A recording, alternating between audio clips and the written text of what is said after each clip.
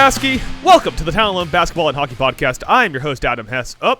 Wait, Mike, I just figured something out. Hold on. There we go. Hey. Oh, fuck you. Welcome fuck to the Talent. you. Welcome to the Vasky Podcast. I'm your host, Adam Hess, and with me, as always, bitter, embroiled rival of mine, lifelong hatred of each other over our two favorite hockey teams. It's Mike Regan. Mike, how you doing today? Hot here. That sucks. How has your 1 week as a Bruins fan been? It's been invigorating. I'm a lifelong Bruins fan, brother. What, were you? So you were born last week and you're a lifelong Bruins fan? Going forward, lifelong. The rest of my life, I'm a Bruins fan. Doesn't matter how long, matters the destination. The destination's I'm going to the grave a Bruins fan. All right. So for those of you who do not listen to up and pick the team, all of our content, Mike has, throughout our history as friends, sometimes texted me out of the blue telling me I had to pick a team. And I got annoyed with it, so I told him the next time he does it, I'm picking the Bruins, and he proceeded to immediately tell me I had to pick a team. So I'm now a Bruins fan. I'm wearing a Boston Bruins hat. I faked a technical difficulties thing at the start so that Mike wouldn't see my hat before the podcast started. And here we are. Yeah, here we are. I'm a Bruins fan, but Mike, more importantly, you're a Sabres fan. I want to get a quick temperature check how you're doing since the overtime loss to the Montreal Canadiens in Game 7. I mean, obviously it was a bummer. Once it went to overtime, I kind of like if you are a fan of Buffalo sports, especially as long as I've been, you just know that usually things end in the most heartbreaking of fashions. So the second we went to overtime, I was like, well, that's a bummer. Does it even it out at all that last night your New York Knicks came back from 22 points down to tie the game and win in overtime? A little bit, but honestly, like I let myself be sad for 24 hours with the Sabres loss before I kind of turned the page to the offseason. And honestly, it was a great year. And my biggest fear when we went down 3-2 was that we would get our ass kicked in Game 6 or even possibly Game 7, and it would lead to the anxiety and the possibility that this was just like a one-year blip, right? We're going to go back to sucking next year. But kicked ass in Game 6, and the way I was so proud of the boys for the way they fucking fought in Game 7. Like, they went down 2-0 early, and then starting with period 2, Montreal went into this turtle shell just trying to defend the lead, and we just kept punching until we got through twice on Dobes, who was really just goalieing us. I think he finished with 39 shots and only those two goals he let in. Yeah. So seeing the way the boys fought, I was like, you know what? This wasn't a 1 year thing. We're going to be back. And then also after we got knocked out, I was like, oh, the other bummer is that there's been rumors that this may have been Lindy's last ride, but it was just announced I think an hour or so ago that we signed him to an extension. So Lindy's coming back. We got a lot of talent on this team. We have other young talent that's down in the system that could be up next year. So sad way to end, but I'm happy and proud of what they did this year. Yeah, the big name from the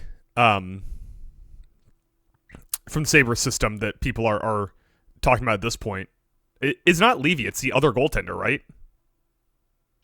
Well, the other names I've been getting here talked about is like Anton Wahlberg, if he comes into camp and is ready to go, and then also Radim Murtka possibly moving up there to be joining our defense corps. I did wonder throughout the series, like, what if we just got weird and called up Devin Levi? What would have happened? UPL really didn't play. Yeah, I mean, well, I think it got shown that. Because throughout the regular season, I said this on one podcast because people were like, goaltending so hot in Buffalo and our team save percentage was good. And I was like, well, it has been solid, but it's settled down a little bit because neither of those guys are no offense to either of them, but neither of them are like, hey, you guys are playing bad in front of me, but I'm just going to steal this game the way we saw Dobes do, Mm-hmm. And so I kind of knew that. And so when we played a tough team and the guys weren't perfect in front of them, they struggled. I think UPL, thought he still played well. And that knuckler he got caught on in overtime, so many goalies, including great goalies, have gotten caught by that. Yeah, you even mentioned that it's a classic Game 7 overtime goal where it wasn't It wasn't about, a sick deke on a breakaway and just buries one in, the top right corner as the goalie flashes the glove and is just not quite far enough. It's always just like a puck bounces around or there's a rebound that's loose and it just gets like tipped in or something. Yeah, I'd say like 90% of playoff overtime goals are never like the pretty ones. And that was Newhook just being like, fuck it, I'm just going to go ahead and throw this towards the net. And it worked out. I think UPL going next year, like, I think he's a good backup to have. You need him to start 25 games. That's good. He's probably not a starting guy. So that could be one of the things on our checklist is to figure out that position. But I won't labor on the point because I plan on getting an article done by this weekend that Adam can then review, tell me all the commas I fucked up and post. Just talking about how, like I said earlier, I don't think this is a 1-year blip for the Sabres. I do think it's the start of something, and the 716 should be excited and happy. I will say, the nice thing about whenever you write a hockey article is I don't have to deal with you typing TD''S for touchdowns. So once it was like the second time you yelled at me about that, and then you sent me like an example. And the second I saw your example, I was like, I am such an idiot. I know that. Why have I been doing that? I'm so dumb. It's like, the touchdowns owned this.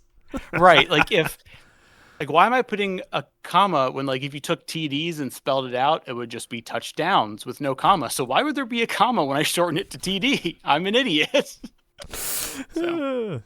Well, Mike, your Buffalo Sabres are 13th ranked in Scott Wheeler's prospect pool. Obviously, your top three, two of your top three guys already had big minutes in the NHL, which would be Kostas Helenius and Noah Ostlund. Yeah, I think it's fair to say Helenius is not playing another minute in the AHL. That if he had a great 4 games for a kid who's 20 years old. Yeah, regular Porter Martone, that guy. Martone wishes. Obviously, my Boston Bruins are hopes hang on James Hagan out of Boston College. So that's what I've been focused on. I've been focused on grinding some Boston College tape, really getting ready for this guy to come in. I remember this past year, so many times I texted you and was like, hey, you want to hop online and play video games? You're like, no, I'm watching Boston College hockey right now. I can't. Yeah. Had to get ready. I had to know what the cut of this Hagen's kid jib is. And you know what, Mike? Center on the U18 World Juniors team for the big fat Team USA. That's a kid we can all root for in Boston, Mike. Yeah, I think it's fair to say that the Bruins need to rebuild their center spine ever since losing the likes of Patrice Bergeron.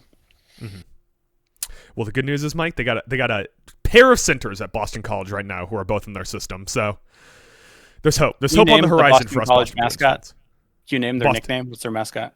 The Boston College mascot is the Fightin' Tea Parties. Nope. I can picture their logo if it makes you feel any better. Yeah, I think there's an eagle in it, asshole. Is it really? Yeah. I just kind of picture the overlapping BC. Anyways. Mike. Moving on. We got a couple other news items to check off, just because you mentioned one of them. I was going to save the news for the end. I was going to try a new format shift, but you already mentioned one of them, so let's just check off all these news items real quick. Vancouver, the owners of the number 1 pick in the upcoming NHL draft. I can't remember anymore. It's been so long. Did Vancouver win that? The draft lottery? Shit, I can't remember now. I'll pull up Tankathon when we talk. They have solidified their front office after much, much searching. They finally have hired both Sedins as co-presidents of hockey operations. Oh, Toronto won. I forgot Toronto won. Vancouver's third. How did we forget that? Yeah. They have solidified both Sedins as their co-presidents of hockey operations in another large step for the fact that no twin can do anything on their own. So is Robert Luongo going to be their next coach? They're just going to bring back the entire early 2010s Canucks last time they were taken seriously? I mean, what if I told you that their GM is Ryan Johnson from the early 2010s Canucks? Oh, okay. And then they turned around and fired Cal Foote. What? Adam Foote. Wrong Foot. They fired their dog shit, very bad coach. Not a big surprise there. He was dog shit and very bad. However, the big surprise there It's just that maybe I don't trust the Sedins and Ryan Johnson to run this organization because they were like, it's going to be a 5-year rebuild. They were like, they've been talking long term. And if you're rebuilding a team for 5 years, you want dog shit, no good head coach Adam Foote as your head coach. Well, not even that. If internally you're saying this is going to be a 5-year rebuild, you never like say that publicly. They haven't said like 5-year. I think they said long term, and then behind the scenes they're saying like 5-year. If I can just quickly offer my suggestion for potential head coach there. Mm-hmm. Dean Evison just makes every team he's coaching for a little bit worse. So there's an idea. Just keep your eye out there. And the final news item I have is we didn't really get a chance to talk about this Vegas shit that's going on.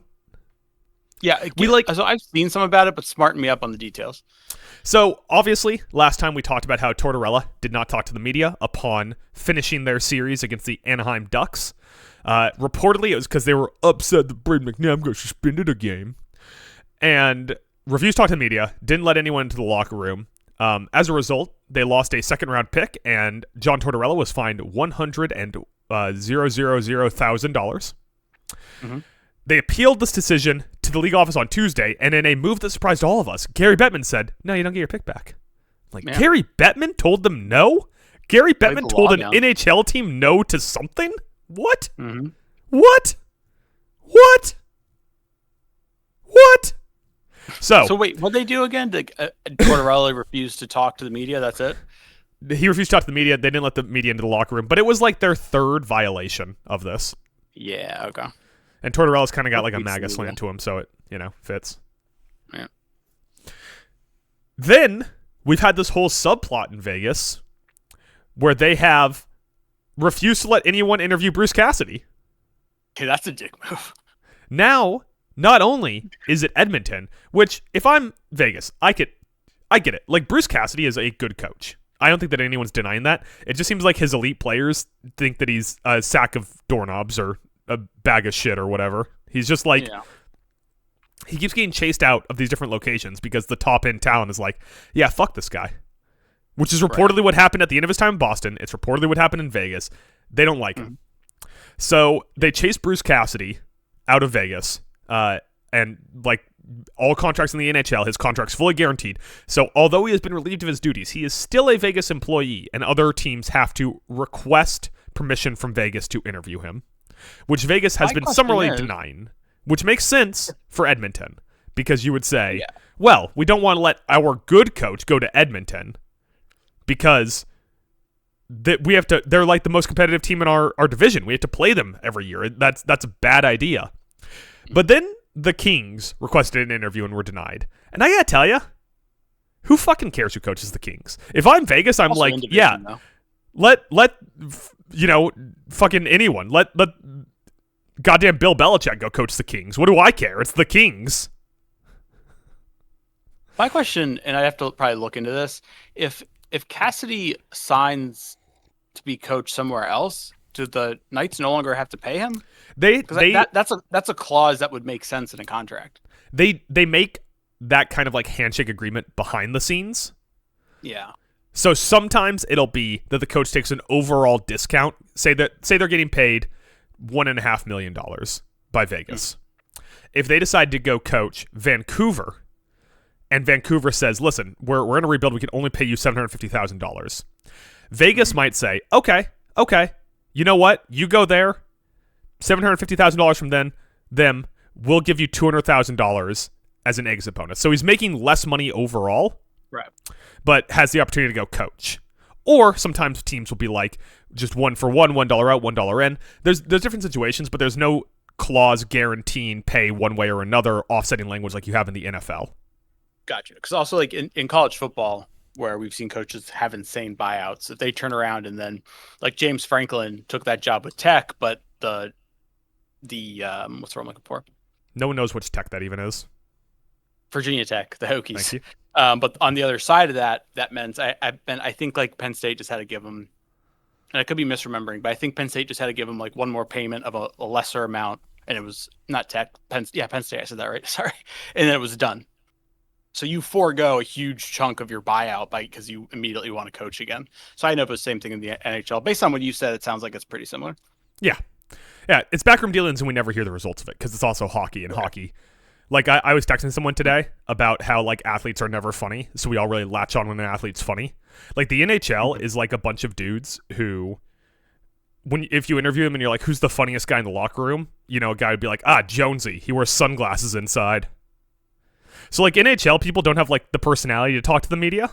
So that's why part of the reason we never hear about these reports behind the scenes. But even... Sorry, I'm looking up... I'm curious what, like, Bill Foley's net worth is, the owner of the Knights, just to see if he's, like... He probably is, like, fuck you, money rich, to where he's like, yeah, it would save me money to let Cassidy go somewhere else, but nah. I would assume so. They fire their head coach every other year. That's true. And they if they could put their entire team on LTIR and have an entire second team, they would. They do it. To go even further than this, Vegas put out a statement through the media that they didn't want any distractions during their playoff race, and that's why they're not allowing teams to interview Bruce Cassidy. Bruce Cassidy isn't involved in their playoff race. Yeah. How is that a distraction? The Maple Leafs are still looking for a coach, right? Yeah, they so they same thing. They relieved Craig Berube of his duties. Thank you. And he interviewed with Edmonton, which would be so funny. That would be so funny. But I don't think Edmonton's dumb enough to hire Craig Berube. I think that they're just doing that because it's kind of a fuck you to Vegas, because, like, the league has to notice if Toronto is letting Edmonton interview Craig Berube, who's in the same position as Bruce Cassidy, but Vegas won't let Edmonton interview Bruce Cassidy. Yeah. That's just such a dick move on their part. I mean, I guess if you really forced me into a corner, I'd say, yeah, I understand it with Edmonton. It's one of the other top dogs in their division. Right. But I guess even LA, it's like one of the other teams in their division. They do play hockey in their division, yes. They do play hockey in their division, but to still do that just seems like such a dick move. But you want to know a surprising statistic I found out this week? Mm-hmm. Did you know the Los Angeles Kings played hockey in the playoffs this year? They did. That's amazing. Who knew that? You blinked. Was anyone aware of this? Mm-hmm.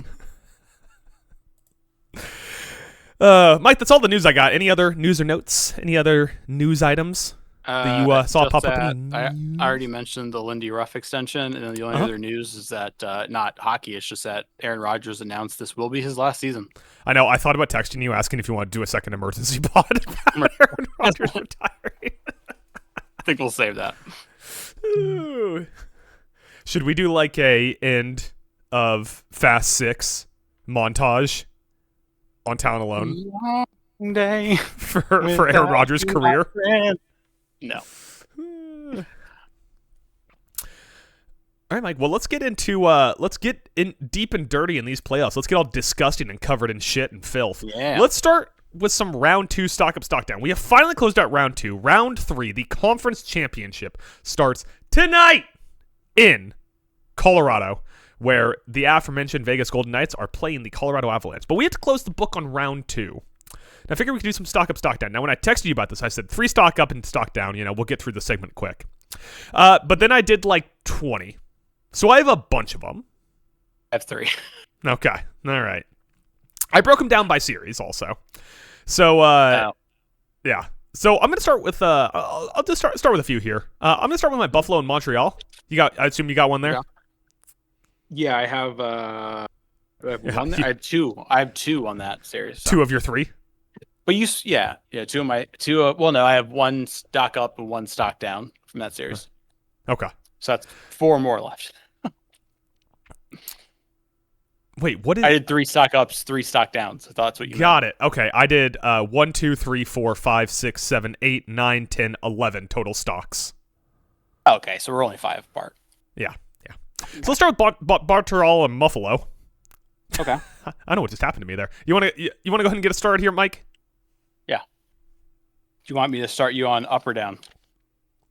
You know, I'm feeling a little too up right now. Why don't you hit me with a down? All right, stock down. This is the obvious one coming out of that series. Alex Tuch. I'm just gonna cross through my stock down there. Let me just give me 1 second. I got to go Oh, to good. format. That's the other chance that text, I eat up a lot of your other strike ones. through. There we go. So he had a pretty good first round against Boston, but then against Montreal, 0 points, and it was a -8. Bunch of other things you could look at. How do you feel for the people that say plus minus is a flawed stat?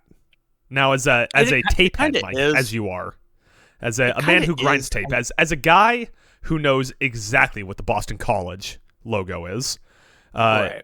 What were you seeing on the ice with Alex Tuch? Well, I mean, part of it was just like those last couple of games, he was firing away, trying to just make it happen, and he was getting stonewalled.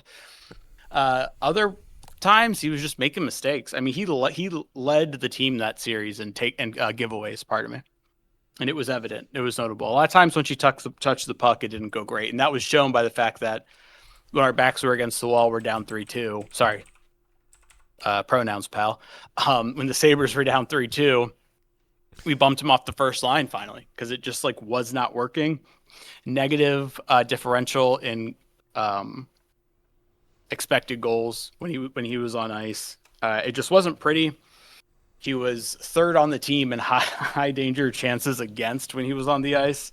So not great. And the crazy thing about how poorly he played in this series, which I guess he didn't like take the memo from like Sam Bennett and all these other players, that when you're in a contract year in the playoffs, you're supposed to go balls to the wall to get crazy money. And his lasting impression going into his contract talks was a terrible series. I mean, I texted you during Game 6 when after like the first 2 goals. Oh wait, no, it was the second goal in Game 7. I was like, the frustrating thing about that power play goal was like that whoever it was from the Canadiens was out of position, and I had to watch Alex Tuch, who like was just standing there with his thumb up his ass, staring at the corner where the puck was momentarily, not paying any attention to the other things going on around him. Yeah, I think it was after the Phil Deneau goal. Yeah, he was a net negative, and like he had some good chances, and he couldn't bury them. So he was a bit snake bitten and a bit playing terrible. And I don't know what this hurts him going into contract negotiations. The rumored number was that he wants $11 million a year. If that is true, I think that's like his agent doing like the like expected negotiation tactic of you go in there and the first number you say is like the high bar of what you'd like. You know you're not going to get it, but that's where you're going to start. And as you move down, just sign him to the 11.5 and flip him for Elias Pettersson 1-for-1. Oh, that'd be great. Yeah. Tuch was also my stock down. Just a great example of why a career 30-goal scorer and a contract year who has a regular season high in points probably at some point is going to regress. Like, that's just who he is. He's a good two-way player. He's not an $11.5 million two-way player, at least not with the current cap. And Mike, you want to hit him with the line? What? Cap's going up. So every contract's a good contract. when San Jose pays him $11.5 million for 5 years, yeah. Just remember in the 5th year of that deal, the cap's going up, so he'll be fine. Yeah. Well, I think that was like the biggest thing too. Like, well, obviously the biggest thing was the no points, but also there was times where he's supposed to be a two-way guy, and that he didn't look right there. I mean, he's on our top PK unit, and Montreal just feasted on the power play all series. So, not a good look for Alex Tuch. I'm going to give you a stock up. All right. The aforementioned Philip Deneau. Old man defenseman. Yeah. They traded for him this year, and everyone went. He's a center, isn't he? Yeah, sorry. Did I say defenseman? Okay. He's a defenseman. I was like, all right. Old man center. They traded for him in the year of trading for the old man centers. And everyone went, what? Really?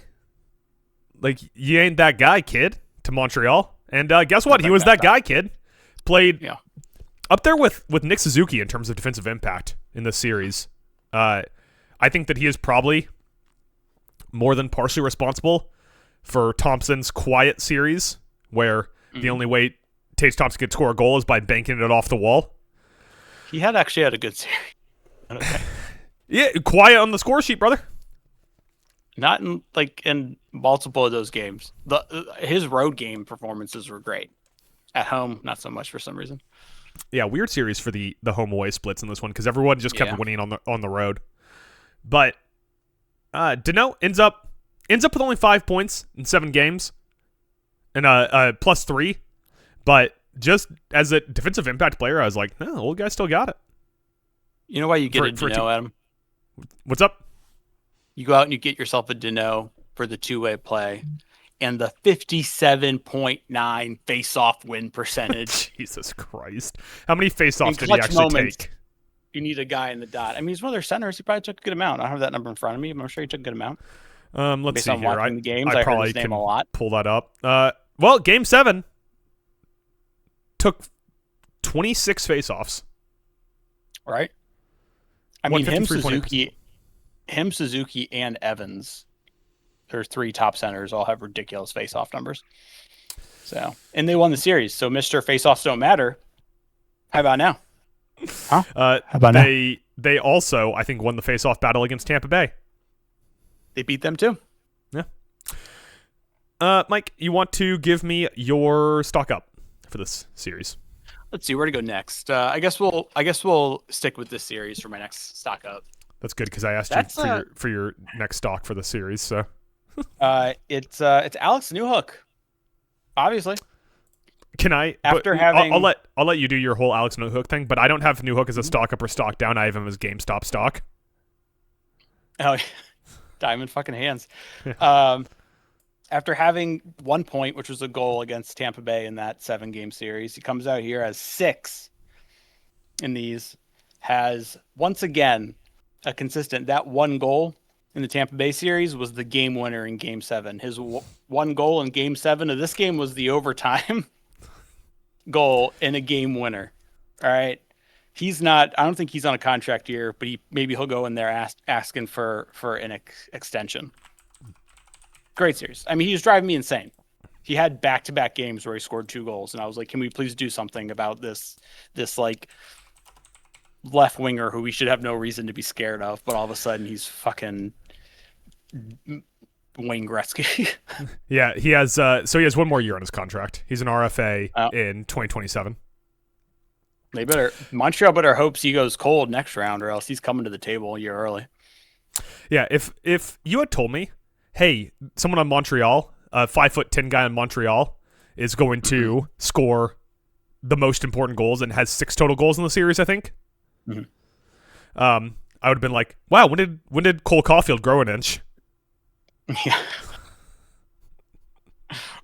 just a cracked series for Alex Newhook. Like, I don't know, man. You know, I get it. It's the NHL. Sometimes the NHL is fucking weird, right? Like, yes. We always say that with goalies, where it's like, hey, you know, they should call the sport goalie because I'm not just about goalie. Nothing else matters. The sport about goaltending. It's a very funny joke. But also, sometimes the sport is just like, hey, Alex Newhook started shooting 25%, and they won the series. Like, the crazy part is he shares a line with Ivan Demidov, who had a great rookie season. And so you think Demidov would be the guy we need to be a little more concerned about, but nah, Demidov didn't do shit. Yeah, I think Demidov had a good series. It's just like not like a scary series, not like a legendary series. He was just like an effective player. But like, I don't have him stock up or stock down because he was just like he's just stock, you know? Yeah. Just out there doing his thing. Mm-hmm. Yeah, Newhook, Evans, and Demidov had 66.4 minutes of ice time together across the series. And 59.6% of the goal share. Mm-hmm. So pretty good series for that line. Mike, I gave the slightest of a stock up to Jakob Dubas, or as you call him, Jacob Dubes. So funny, I didn't put him on my list because I knew you were going to put him on yours. So it works. Yeah. Here's the thing, right? Jakob Dubas, he got cooked a couple of times. I mean, he got chased from the goal in Game 6. Yeah. But that Game 7 performance, that's everything you need out of a goalie. Like, if that's what you're going to get from him, and mind you, he's been exceptionally good in the playoffs. It's just, I think that he was better in the Tampa Bay series than in the Buffalo series. No. Sorry, go ahead. But like if you're gonna get that game 7 performance, then who cares about the game 6 performance? Who cares about like one-off games where he gives up way too much? And we'll see what against Carolina, because Carolina's a whole different beast.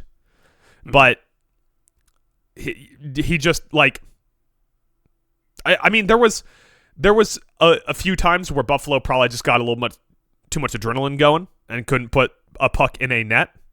But for the most part, like it was kind of like that weird Carey Price run in the bubble year for Montreal, where you just went, all right, there's no reason that no one should be able to score on this guy. He's 402 years old. The thing with Dabes is that when you look at like his overall numbers in the playoffs, you're like, oh, those are solid. But when you go back and look at it from a game to game standpoint, when Dabes struggles, he struggles. Like when he has a bad game, he has a bad game. Like he's in like the 800s in his save percentage. But goddamn, when he's been on, he's literally been one of the biggest difference makers for the Canadiens. Like his best 2 games this series are, fair to say, they were the 2 game 7s. Yeah. Where the team's facing elimination. And he played out of his mind. I mean, he goalied Tampa Bay in game 7 last series. He goalied the shit out of, like I mentioned, out of Buffalo a couple nights ago. So when Dobes is on, that dude's on. He has the capability of being like, hey, I'm gonna try to steal us a game here. And he's done that.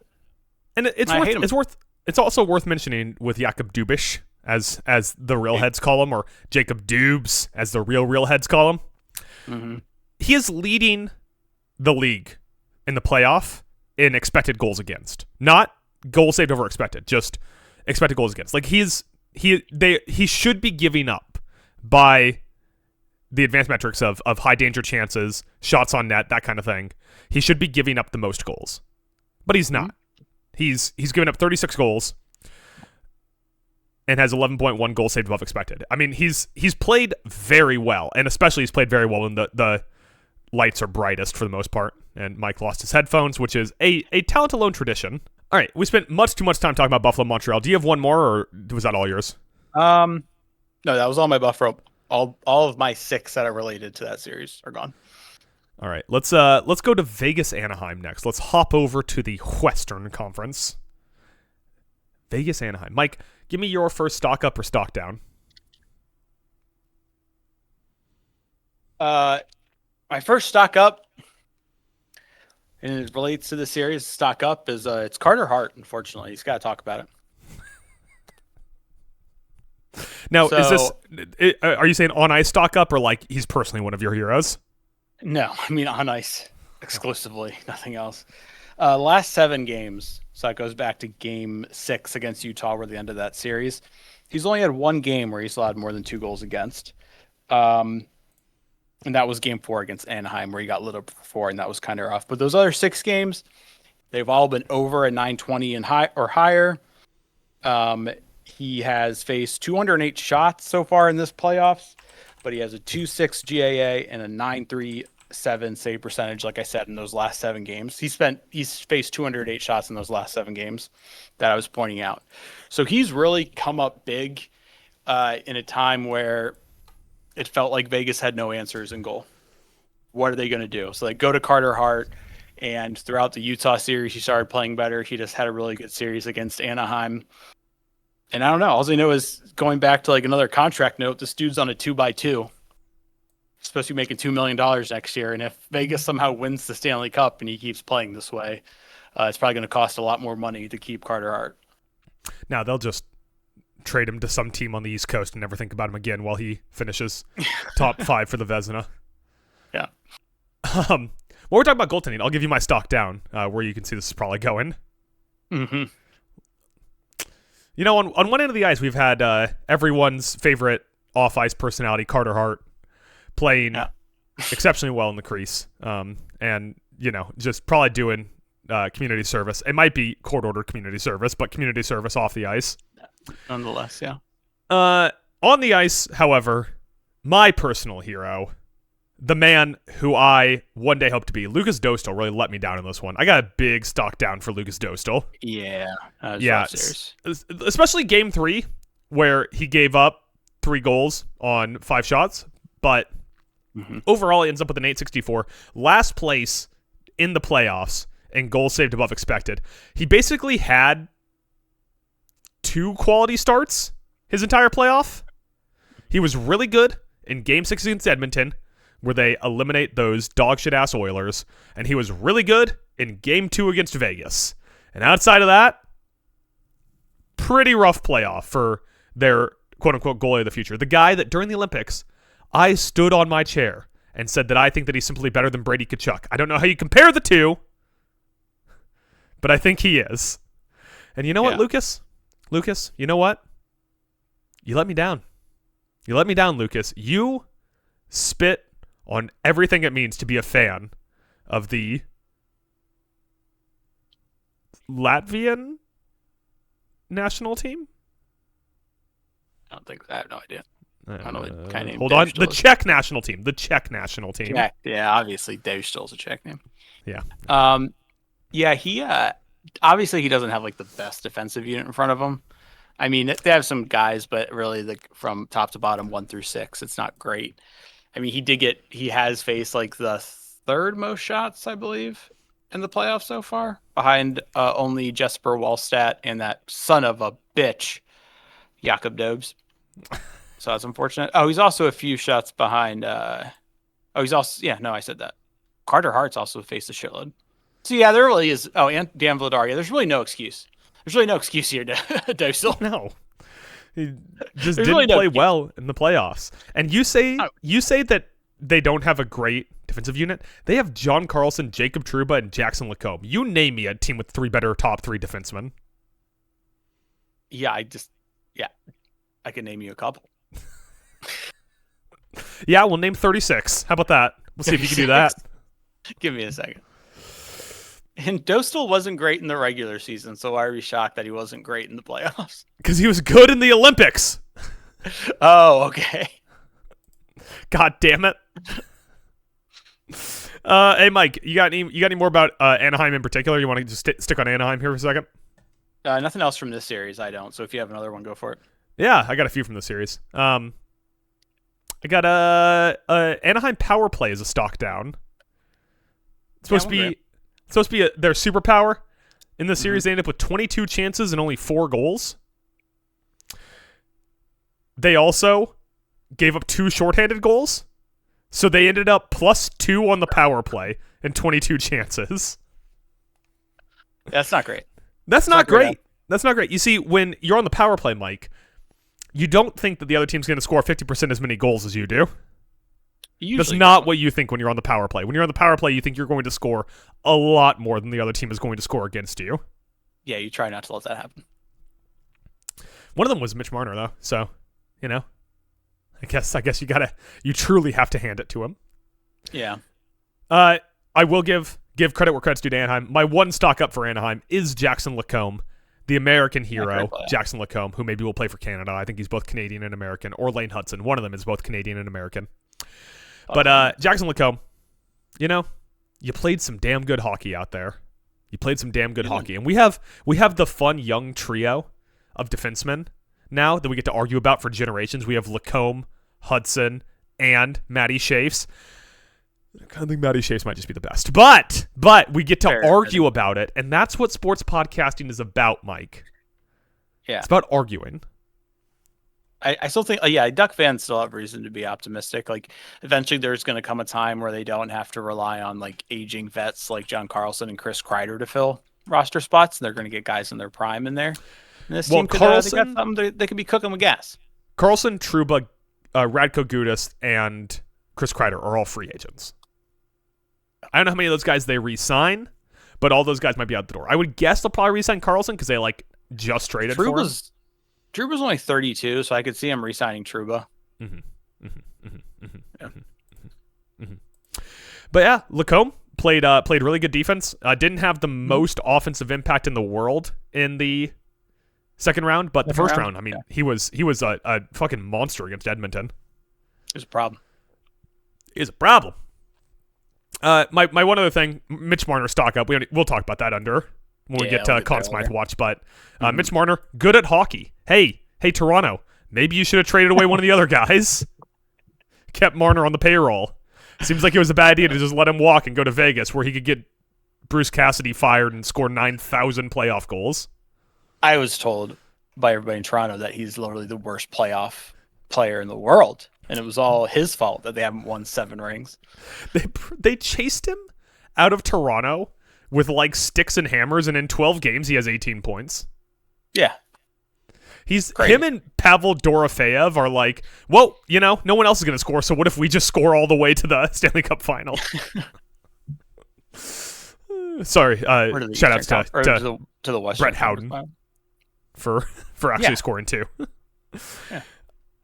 Mike, let's move on to Avs Wild. You got any Avs Wild stock up, stock downs? I do. I have a couple. All right, why don't you get us started here, because it's been a while since you've talked.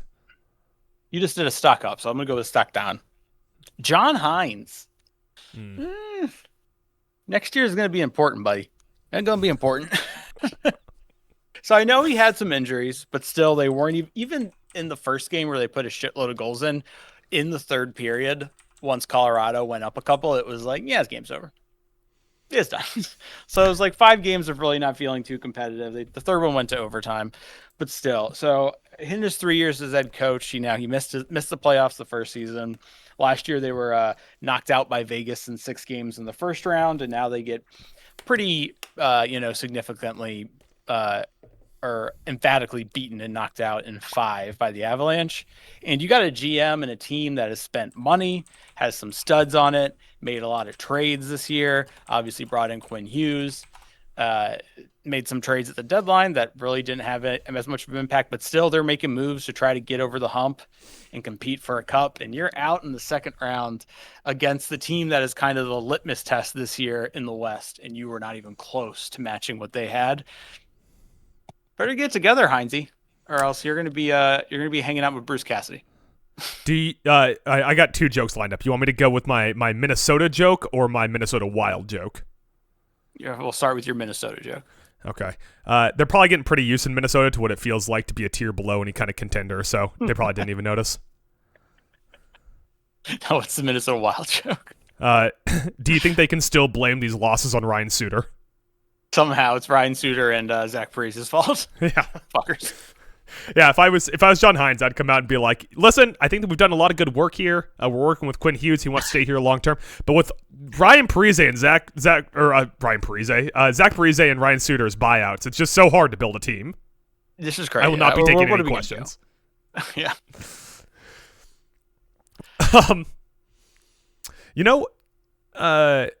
Nothing in the world screams, does hockey coaching matter?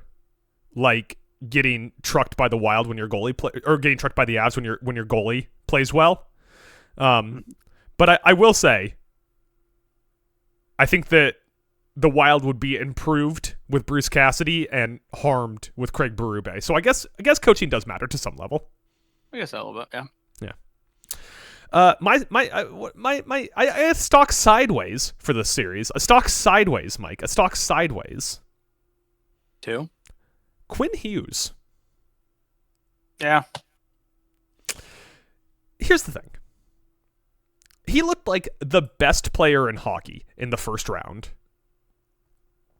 And then in the second round, he continued to look like maybe the best player in hockey. So, I don't know how you can go stock up or stock down, right?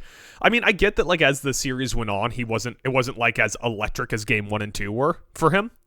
But he sure looked better than Cale Makar. And I know Cale Makar's hurt. He's going to miss game 1 tonight.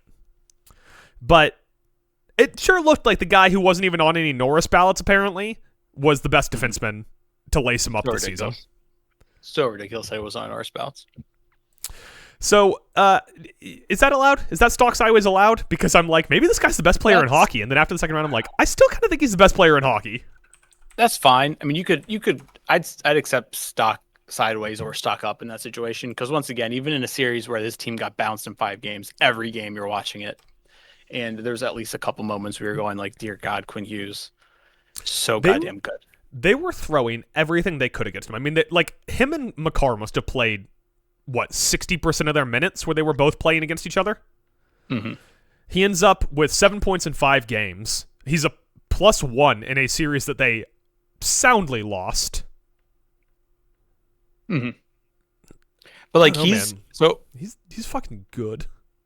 They're gonna ink him to a long term. I'd imagine it'll probably be like 8 years. He's 26 now. He's in the prime of his career. And if I don't drop this one more time, that would be great.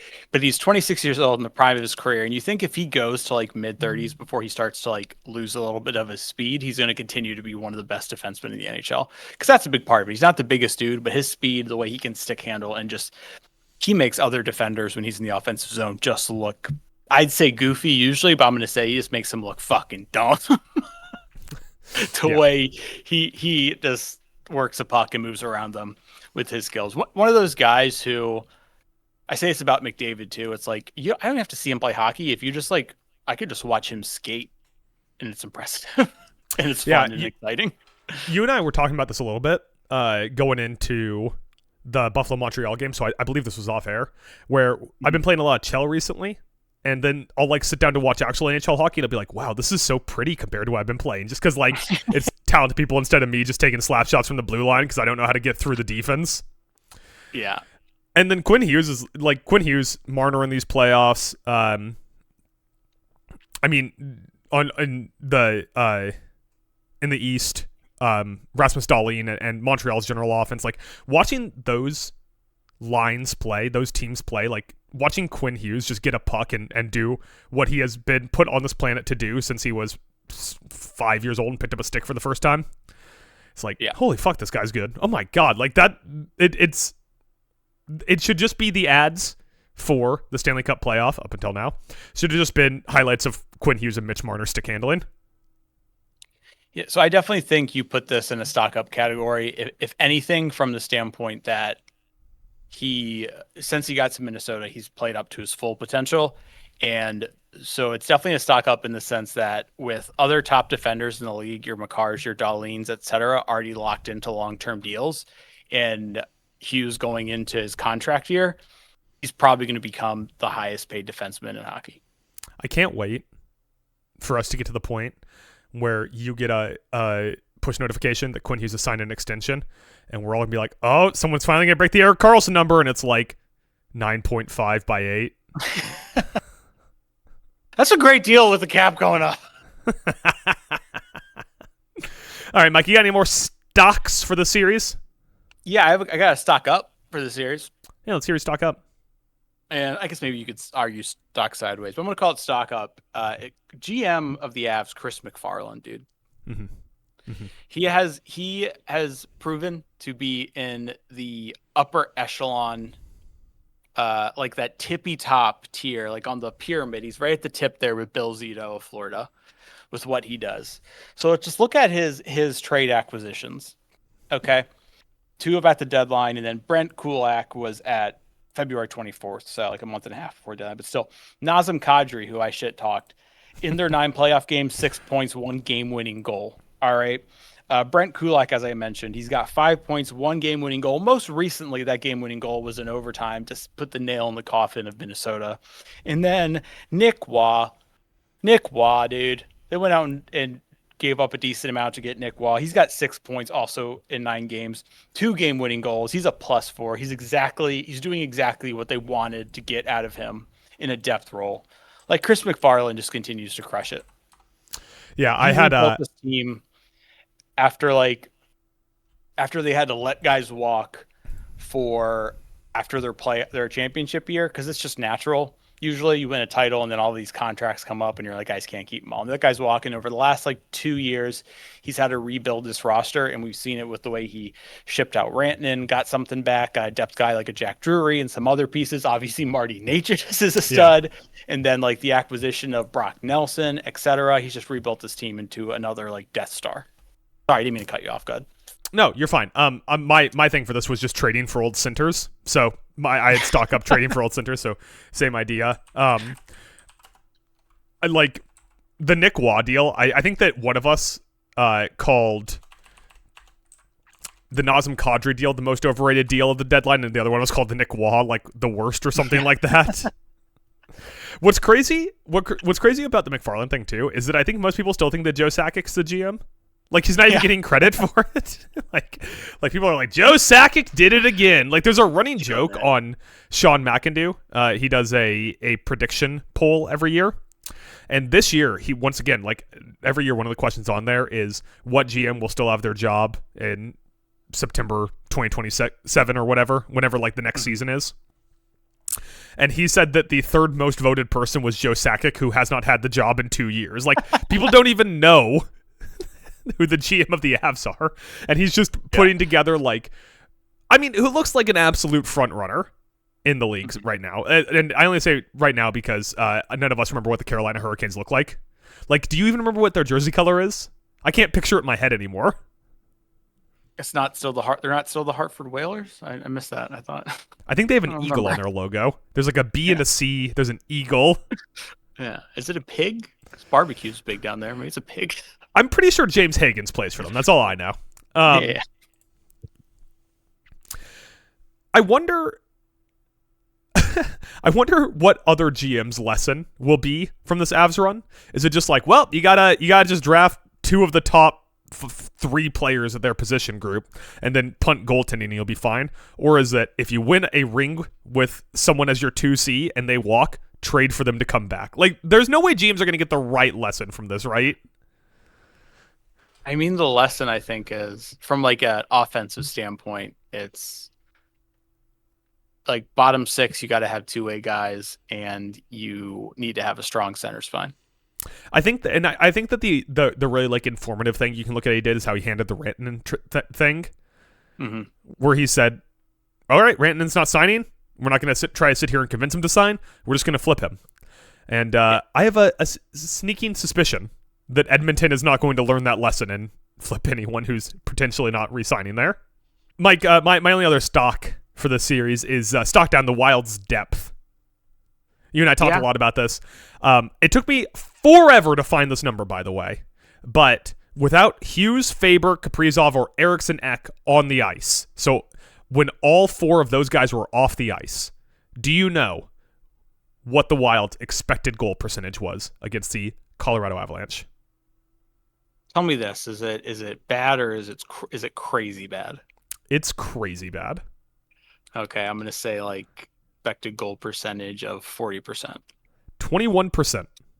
Jesus Christ! When Hughes, Faber, Kaprizov, and Eriksson Ek were off the ice, their expected goals percentage was 21%.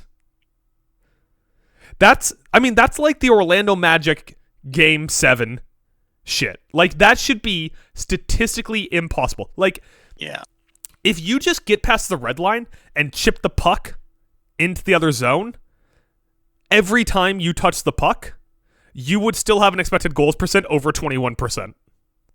Like, you have to be trying to own goal to get an expected goals percentage that low. And mind you, the Avs were cooking. They were very hot. And Eriksson Ek missed the entire series with an injury. And he is their big thing. Yeah, him and oh my god, the other guy that was hurt, Spurgeon. Him and Spurgeon are probably two of their best defensive pieces, and they both missed time with an injury here. But still, like, that is embarrassingly bad. Now, mind you, the Hughes-Faber pairing had like a 61% expected goals for it. They didn't play a ton together in that series because they had to split them up. Kaprizov was obviously awesome, but they got to work on their depth, man. They have what they need locked in up top, where they have their goaltender of the future in the Iron Wall, Jesper Wallstat. They have their top end forward, although Kaprizov is older than you think he is because he came over when he was 25. They have their number one defenseman of the future. They have an excellent top line winger in Brock Faber, or sorry, Matt Boldy, and then top six, I should say. I think he played on the second line mostly. And then an excellent 2D in Brock Faber. So they have a lot of the top end stuff they need. Like, I think going into this playoff, I was like, okay, Minnesota is going to be kind of lost in the mess for the next few years because they just don't have enough. And what I learned when they kind of took care of Dallas a few times was, no, this team has the top end talent. They just don't have the depth.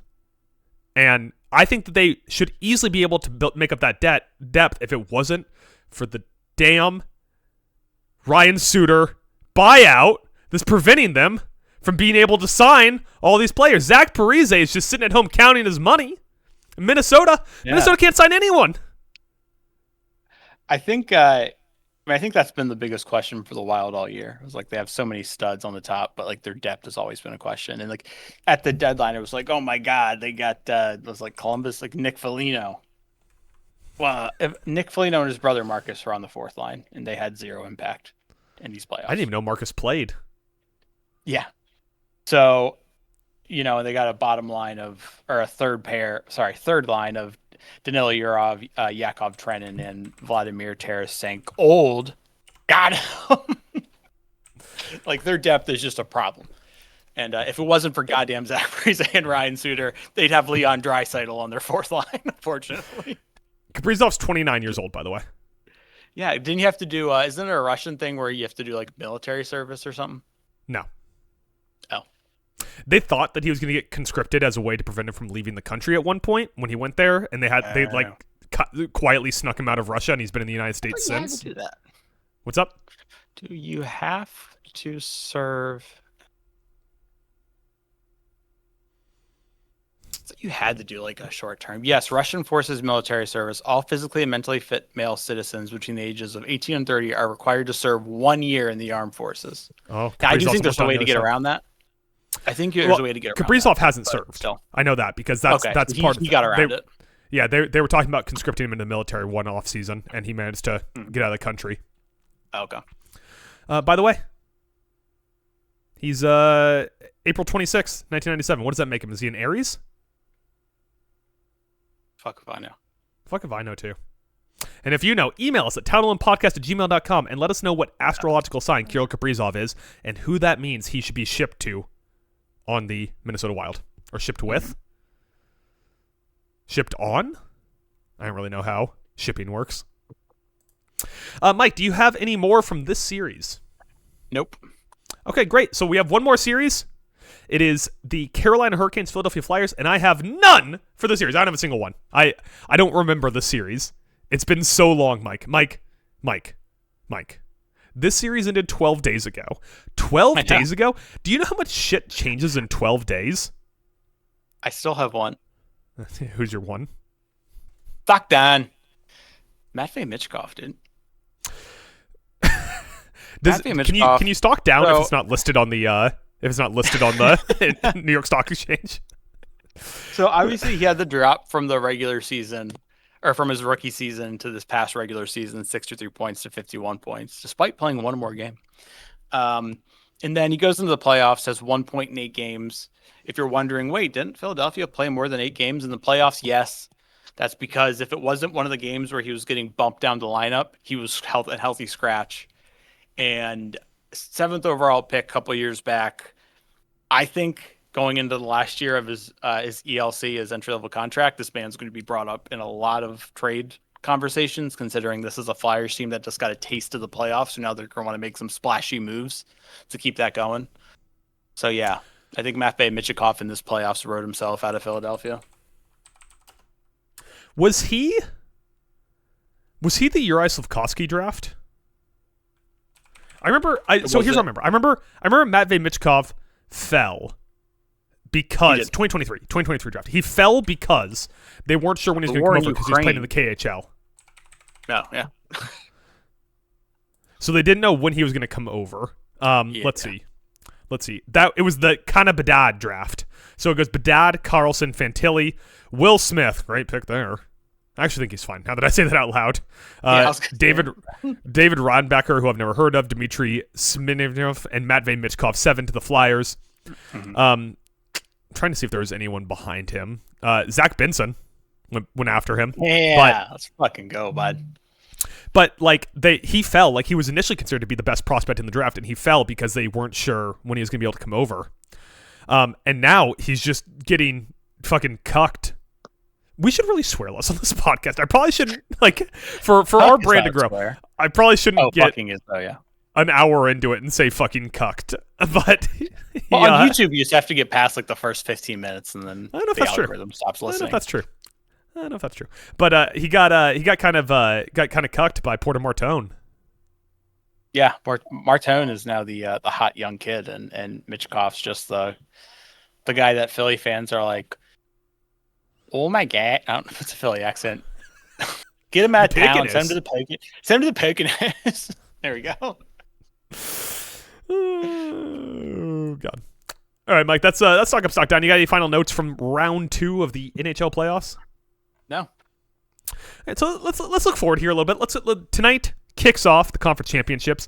Earlier on in the season, towards the end of the regular season, we did our karma power rankings. Who has earned the positive karma to win the cup? Now that we are down to the final 4 teams, I figure it's time we revisit it and just rank the 4 remaining teams in terms of their positive karma to win the cup. Mike, do you want to start at 4 or 1? Let's start at 4. I like that. Start at 4. Who do you have with the rotten, dirty, you need to go buy crystals from a girl who's got like 17 different just outline tattoos with no color? She's wearing a stone around her neck on like tied yarn. She obviously hasn't washed her hair in maybe years. You're starting to think years. And she has like a little line shaped into her eyebrow. Okay. Which team needs to go to that girl to buy some crystals? So at number 4 in the karma rankings, I went with Carolina. Dog shit pick. Terrible pick. Bad. Because I see this as just the next step up in their failure. Swept the first 2 rounds, easy path to the finals. That's part of it. You had like the easiest draw to get to the finals. I guess that's like the upside to getting, the number 1 seed in your conference. But still, easy path to conference finals. They treated the regular season like it mattered. Yeah, they're boring to watch. And honestly, it's just more fun to watch them fall on their face, sit on their balls, and lose. It is definitely kind of fun to watch them sit on their balls and lose. My number 4 team, I went with the obvious pick, which is the Vegas Golden Knights. They're my number 2 team. Dude, terrible karma. They already have a ring. Yeah. They definitely didn't treat the regular season like it mattered. They fired their coach with 8 games left and won't let him interview anywhere. They're suspended for not talking to the media. Still. John Tortorella is their head coach. They have Carter Hart in net. And they're just LTIR and trade for other people's distressed asset merchants.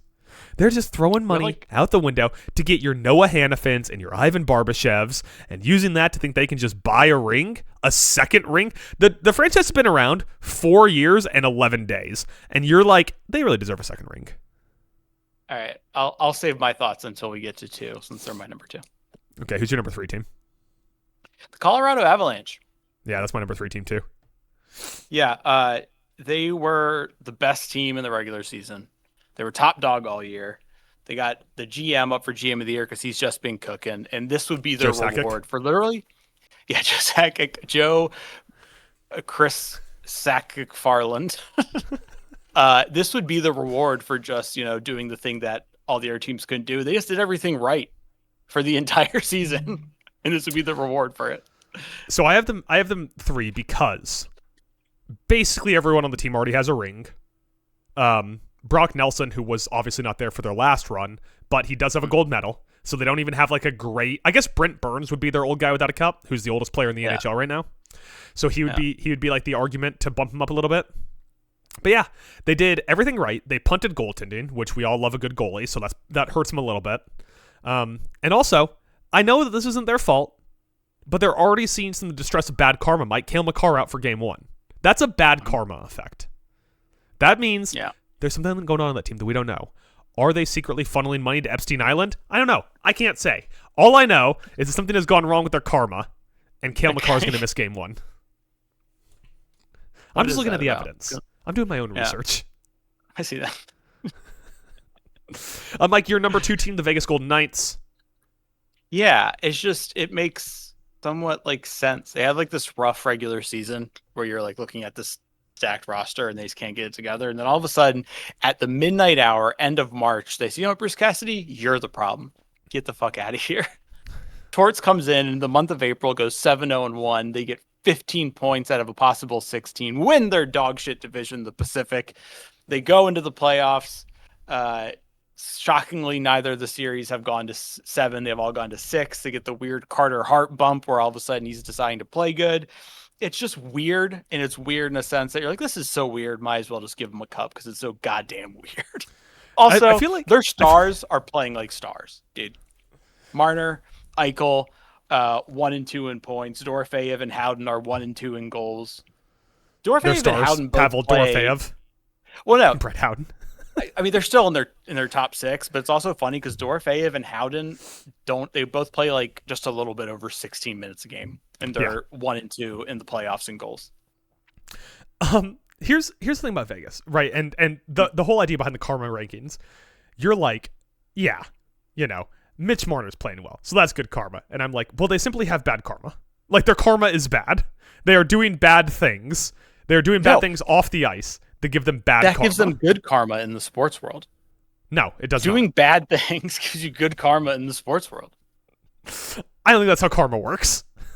I'm pretty sure it does. I think you're just making shit up. And this is a very serious conversation, Mike. That's that girl podcasting. who was selling crystals while wearing a t-shirt made entirely of hemp.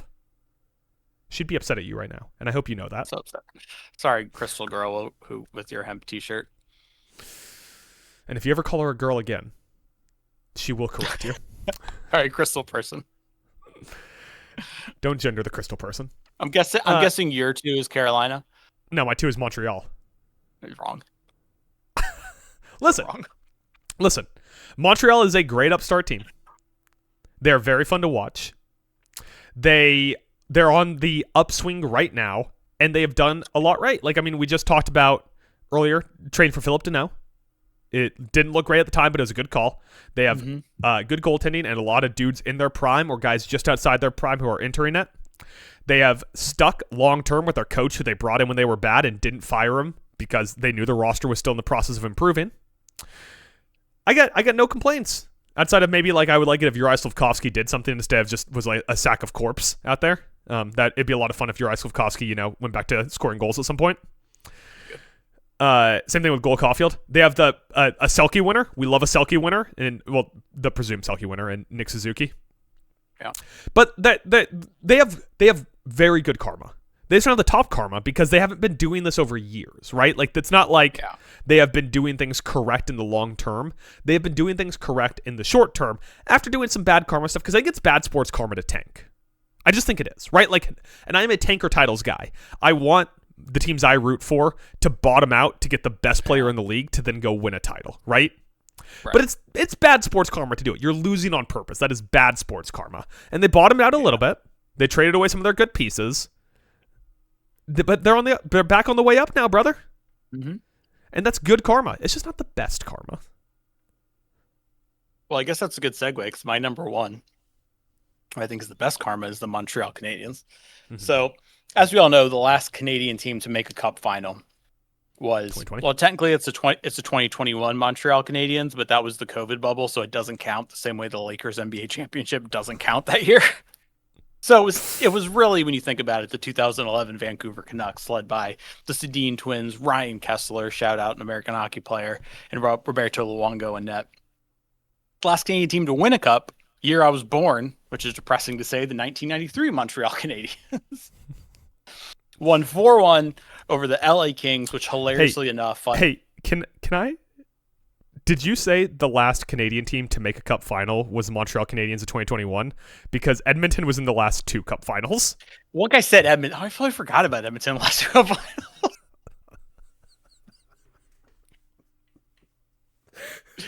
We cut all that somehow?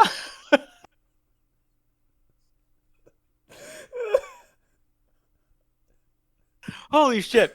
I meant the last Canadian team from the East Coast. Okay, from the East Coast. Anyway, we'll scratch the whole thing there. But the last Canadian team, as we all know, to win a cup was 1993, the Montreal Canadiens. They beat the LA Kings 4-1. Fun trivia fact, their head coach was Barry Melrose. You may most know him from being on ESPN with his hair looking very wet and slick back. White board that shorts? Was the Kings. Yeah, that was the Gretzky LA Kings team. Gretzky played 45 games at 65 points because he was Gretzky. He also had 40 points in their 25 playoff games. Just some fun history. Conn Smythe winner that year, Patrick Waugh. The now jobless head coach. Yeah, it was one of his 3 Conn Smythes and one of his 4 Stanley Cup wins. He had 2 with Montreal. Trivia time, Adam. Can you name the team he had the other 2 with? The team that Patrick Waugh had his other 2 Stanley Cup wins with was the Seattle Kraken. Give a serious answer now. The Boston Bruins? The Colorado Avalanche. Oh. Forsberg, all them. Anyway. Was he on the Sakic team? Yeah. He was playing with the Sack man. The whole country's dying to once again win a Stanley Cup for the first time in 23 years. I'm so fucking old. No, 33 years. Yeah, you're about 10 years short there, brother. Yeah. Maybe that's why you forgot about Edmonton. You just subtracted the last 10 years from yourself. Yeah. So.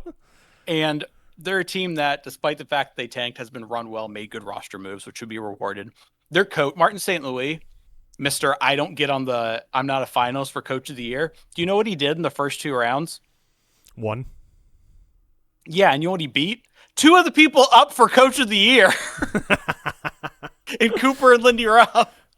And the fact that they go to 2 Game 7s in the first round, I hate to use this term, but it's starting to feel like they're just a team of destiny to end the drought for Canadian teams winning the Stanley Cup. It feels like it might be them. Funny enough, they're doing it with their top scorer, well, in the regular season at least, being an American. But yeah, and now I think their top scorer is Alex Newhook. So yeah, it is. Goals wise, yes, it is. Yeah, my number 1 team, Carolina Hurricanes. Wrong. So the Hurricanes, like, I get that you're like, they're boring. Yeah, they're the closest parallel I can make is that they're the 2018 Houston Rockets. Mm-hmm. But every step of the way, they have done it right by the hockey gods. They have not tanked. They have not stuck anyone on LTIR to sign additional players. They traded for Rantanen and then turned around and flipped him when that obviously wasn't going to work. There. Isn't that negative karma that, from what we've heard, all the players who been there hate it there? I will say, all the players that have been there hate it there. You're definitely right. For a locker room. But organizationally, right, they are making the correct moves. Every year they are attempting to compete. They go in to the regular season as a favorite and then inevitably lose to some other team in the second or third round of the playoffs. But every year they're there. They haven't sacked Brind'Amour because he always has him in the show. Their top players are two-way players. If there is nothing that screams good hockey karma, having 200-foot hockey players as your best players has to be it. They have uncovered the corpse of Taylor Hall and turned him into a playoff performer, and Freddie Anderson and turned him into a playoff performer. They are a great housing for the olds. And behind all of this, Mike, behind all of this is a quietly tortured fan base in Carolina that has had to root for their basketball team, who has been bad for a long time and got knocked out of the playoffs this year by the goddamn Orlando Magic. They have had to root for their football team that threw away 2 first-round picks on a man smaller than Cole Caulfield. And they have had to root for their hockey team, who has become one of the best also-rans in the modern NHL era. All of that goes into it, Mike. This team's got pretty fucking good sports karma right now. No. I think that's a negative karma. It's just never going to happen. Also, that's not how karma works. Do you know what? You know why? I have the Knights up at 2, but Caroline down at 4. Rod Brind'Amour, he's handsome. He's gorgeous. You know who's not? John Tortorella. That's good karma. John Tortorella. Ugly coaches win championships. Ugly stick. You think Andy Reid's beautiful? No, and he's got championships. Bill Belichick, dear God, is that man ugly? He's got championships, okay? Sean McVay. Also, Martin St. Louis is gorgeous. Yeah, but they have so much other good karma. It cancels out. Yeah, that he is so gorgeous. And Sean McVay's a good example of a gorgeous man who won a title. I'm sorry. Who's the prettiest NHL coach that's won a title? What's his face over in Colorado? Ain't terrible looking. Yeah. John Cooper. John Cooper, Paul Maurice. I was about to say Paul Maurice is not an attractive man. He looks like a guy that played hockey for a long time. Yeah, I would never get hammered at a bar and accidentally make out with Paul Maurice. No chance. No, but you might get hammered at a bar and accidentally get into a fist fight with Paul Maurice. So that's true. Paul Maurice seems like a guy that it doesn't matter how old or out of shape he is. If you insult him, he is popping the sweater off and dropping the mitts. I would at that bar I get hammered and try to fight Rod Brindamore because son of a bitch back in 2006 eliminating my Sabres, but then somehow you would trick me with his good looks and we'd start making out. I'm like, how'd you do this, Rod? I thought he was going to trick you and you were going to wake up in the gym at 3 a.m. doing deadlifts going, what happened? How did I get here? All right, Mike, there are your karma rankings. I have averaged together our rankings, and they average out to Vegas 4, Colorado 3, Montreal 2, and Carolina 1. No, that's what your numbers are. Yeah, but mine are weighted heavier because mine are correct. So I averaged them out. Mine just they have a higher percentage of the vote share. Okay, I feel like these numbers this doesn't make any sense to me. Listen, I just plugged them into a calculator. Mike. That's just how it works. I just put them into my model, according to my model. Yeah, according to my model, that's the correct rankings. Okay.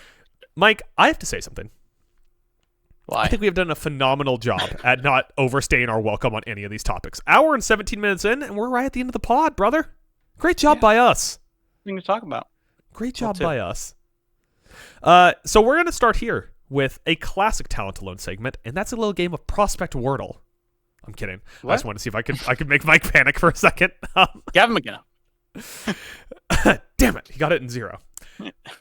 That's our pre-actions. Mike, Game 1, Western Conference Finals, Colorado Avalanche, the fighting non-Cale Makars, because he's not going to be there because of their bad karma, versus the terrible bad karma Vegas Golden Knights. Hopefully, to make their karma even worse, they're wearing their tinfoil helmets.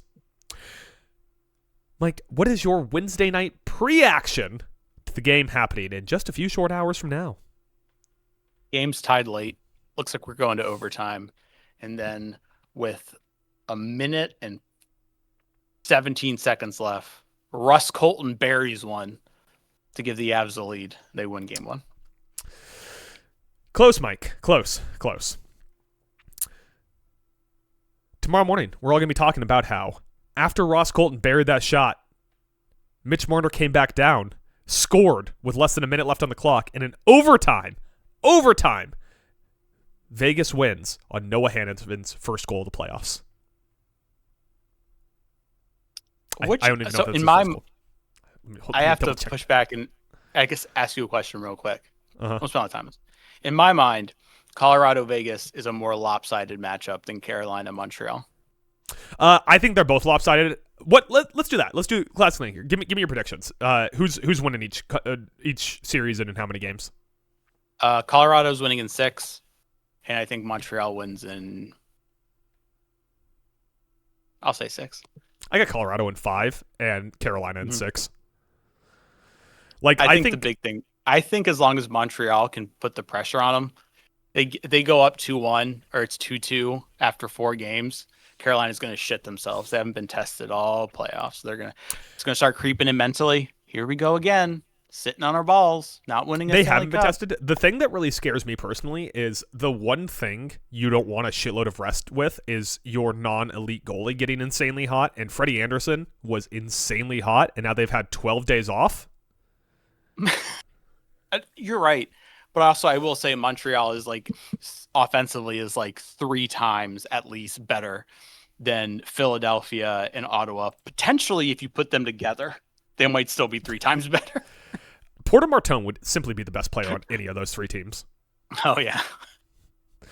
Right now, Porter Martone for Nick Suzuki and Uri Slafkovsky. Who says no? The entire hockey world and Montreal says no. Slafkovsky still leads the playoffs in expected goals. Slafkovsky does? Oh, yeah. In expected. That makes sense. In expected goals. No, the actual goals is Brett Howden and Pavel Dorofeyev. Yeah. Weirdly. Then we already did predictions, so we're good there. Mike, the only other thing we have to do here is Conn Smythe Watch, which will only have changed a little bit because we only had 2 series finish up since the last time we talked here, and I don't know if any of those affected your Conn Smythe Watch. A little bit. Unless you're going to say Alex Newhook. No, not Alex Newhook. Do you want me to give you my 3 first? Yeah, go for it. And just as a reminder to the fans out there, this is only so far in the playoffs. It's if we're handing out the Conn Smythe today, right, who was on our top 3 ballot, not projecting forward. Right, and because of that, I mean, the Avs have only played 9 games. So they're not exactly compared to Vegas, who has played 12. That is why my 1 is Mitch Marner. My 2 is Jack Eichel. That I don't need to explain why. My number 3, though, Nick Suzuki. What he does all around on the ice. He's high up in the points numbers, yes, but also what he does two-way, and goddamn, his face-off percentage is so good. And that should be rewarded. They're going to reward that. They are going to reward that with a Selke, if that makes you feel any better. Also, his all-around play. It's something to behold. I get that I shouldn't be handing this award out to this guy because he has played very few games, but my number 1 is still Logan Stankoven, with the Stank, Blake, and Hall line just being outrageously good. Works. Behind that, I'm going to, I guess, Freddie Anderson. I know that I'm very Carolina-pilled right now, but yeah. Freddie Anderson's been probably the best goalie in hockey. Who's the best goalie left in the playoffs? I mean, it is Freddie Anderson. It is. No, but like if you were doing a draft, a 1-year draft, like you're making the 33rd expansion team, but you guys are going to dissolve after 1 year. So don't think long term, don't think contract. Just you have them for 1 year. Of the 4 guys, of the 4 starters left, which one are you taking? Have him for 1 year. I'd probably still. Oh wait, let me just to lay it out real quick. Your starters right now: Carter Hart, Mackenzie Blackwood, I guess, right? Yeah. You put him over Scott Wedgwood. Freddie Anderson and Jakob Dubish, or as we call him, Dubes. Who are you taking? I would take big game Dubes. I take big game Dubes because Freddie Anderson is like one like awkward movement away from snapping his hip and eating a walker on the ice. Yeah, I think you go Dubas, Freddie Anderson, Carter Hart, Mackenzie Blackwood. Put it this way: Dobes highest ceiling, Anderson highest floor. Mm-hmm. Is that fair? Yeah, I mean, I think so. And obviously, some of the guys don't really have to do a ton back there. Looking at Scott Wedgwood, who I think I said Mackenzie Blackwood last time, but Scott Wedgwood, who's like their actual starter. Yeah, what's funny is I expected Wedgwood's numbers to be better. They're not. They're not really that good. And my third on my current Conn Smythe ballot is Mitch Marner, who has been awesome. And I think not just all of Toronto should apologize to him. Not just all of Ontario. I think all of British Columbia should have to apologize to him. It would be so amazing if Vegas does win the cup and he wins Conn Smythe. It would just be hilarious. Just to look when at they all won the last time, did Eichel win it? Think so. So if they did that, they would win. They would win 2 Conn Smythes on dudes who got chased out of their home market. Yeah, I remember when we shipped out Ryan O'Reilly the very next year, he won it for St. Louis. I can't remember Red Eichel. He probably did. That's a really good sign for JJ Peterka next year. Oh yeah, I think that guy's gonna win the Conn Smythe next year. Mike, that's all I got. Anything else you want to mention here? I don't think so. You don't think so? You got any plugs? You already mentioned your article. You want to plug that one more time?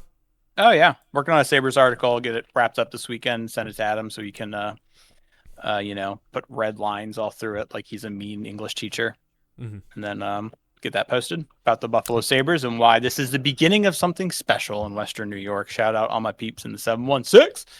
And other than that, just keep an eye out. You never know when we're gonna do something crazy. I like how I need to make like a different tab on the website because we also have like a historic article from back in the day where Tyler Kirkar, the podcast wrote about like the hope for the Bears right before the draft of Caleb Williams. Which it turns out they really just need Ben Johnson to unlock everything. But the hope for the Bears, so now we have the hope for the Bears article and the hope for the Sabres article. Yeah. We need to finish the trifecta. Who am I hoping for? Your Boston Bruins, I guess. Yeah, James Hagens. I'll write about the hope for the Hags. Go Hags. Our socials are in the show notes. They'll be on the screen at the end of the podcast here. You can email us at townlandpodcast@gmail.com. Give us like your 6 favorite players by astrological sign. You can check out our work on townalone.com. We stream on a different channel. All that stuff's in the description below. So if you want to see any additional stuff we do, just scroll down a little bit and it'll be there. If you're listening to this on an audio platform, throw us a follow on Spotify. It's every week that it yells at me about how we don't have enough followers for the amount of listeners we have on this podcast. And if you're already listening on Spotify and you already follow us, first off, thank you. Second, if you like the video podcast, go ahead and subscribe to us at Talent Alone Podcast on YouTube. With that, Mike, as we don't do shout-outs on this podcast, can you guess the top North American ranked goalie from the 2023 NHL entry draft?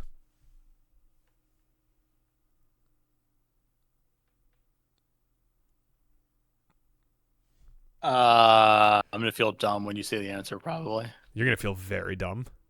Am I? Very dumb. Oh, Spencer Knight. Carson Logan Thompson. Bjarnason. Logan Thompson. Carson Okay, Bjarnason. Ever heard of this guy before? Yeah, both the dudes I said were drafted before then, so I am dumb.